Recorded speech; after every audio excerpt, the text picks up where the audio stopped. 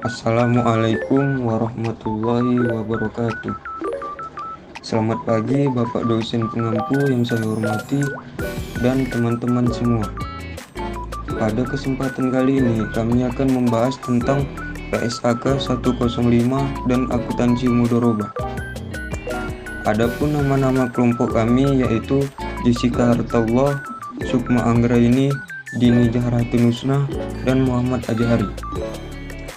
PSAK 105. PSAK 105 adalah pernyataan standar akuntansi keuangan yang mengatur pengakuan, pengukuran, dan penyajian laporan keuangan untuk entitas mikro, kecil, dan menengah atau UMKM di Indonesia. Standar ini bertujuan untuk memberikan pedoman yang lebih sederhana dan relevan bagi UMKM dalam menyusun laporan keuangan yang transparan dan akuntabel, sehingga dapat membantu pengambilan keputusan bagi pemangku kepentingan. PSAK 105 mencakup aspek-aspek seperti penyajian laporan laba rugi, neraca, serta pengungkapan yang diperlukan untuk memberikan informasi yang bermanfaat. Kegunaan PSAK 105. 1. Penyederhanaan proses akuntansi. Memberikan pedoman yang lebih sederhana bagi UMKM dalam menyusun laporan keuangan. 2. Transparansi dan akuntabilitas. Meningkatkan transparansi dan akuntabilitas laporan keuangan sehingga lebih dapat dipercaya oleh pemangku kepentingan. 3. Pengambilan keputusan. Membantu pemilik dan manajer UMKM dalam mengambil keputusan yang lebih baik berdasarkan informasi keuangan yang relevan. 4. Akses ke pendanaan. Memudahkan UMKM untuk mendapatkan akses ke pendanaan dari bank atau investor dengan menunjukkan laporan keuangan yang terstandarisasi.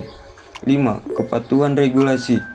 Membantu UMKM memenuhi persyaratan regulasi terkait pelaporan keuangan yang berlaku di Indonesia. Dengan demikian, PSAK 105 berkontribusi pada pengembangan dan keberlanjutan UMKM.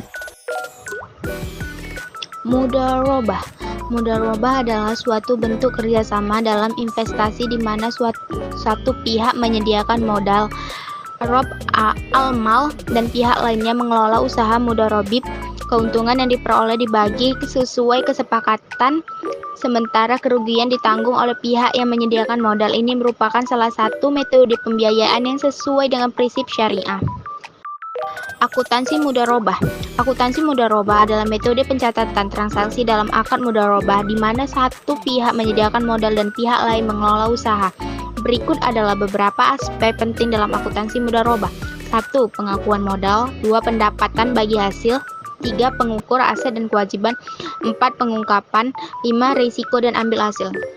Karakteristik akuntansi mudharabah. Yang pertama, prinsip syariah. Mematuhi hukum Islam, menghindari riba dan ketidakpastian. Yang kedua, pembagian risiko. Risiko ditanggung oleh pemodal, sementara pengelola bertanggung jawab dalam manajemen.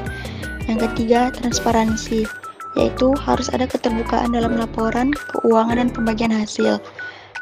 Pengakuan akuntansi mudharabah. Berikut beberapa pengakuan akuntansi mudharabah. Yang pertama, pengakuan pendapatan, yaitu pendapatan dari mudharabah diakui saat proyek menghasilkan laba sesuai dengan kesepakatan bagi hasil.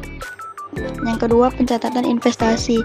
Modal yang disetorkan oleh pemilik modal dicatat sebagai aset, sementara kontribusi pengelolaan dapat berupa jasa dan tidak dicatat secara aset. Yang ketiga, laporan keuangan.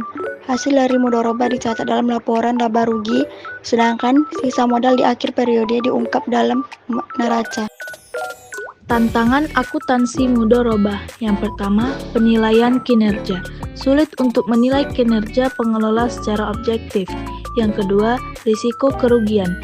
Jika proyek gagal, pemilik modal bisa kehilangan investasinya. Penting untuk mengikuti prinsip akuntansi syariah yang relevan untuk memastikan kesesuaian dengan nilai-nilai Islam. Dapat disimpulkan secara keseluruhan bahwasannya akuntansi mudharabah mendukung pertumbuhan usaha syariah dengan menjaga prinsip keadilan dan keterbukaan. Sekian dari paparan kelompok kami, semoga bermanfaat untuk teman-teman semua. Assalamualaikum warahmatullahi wabarakatuh.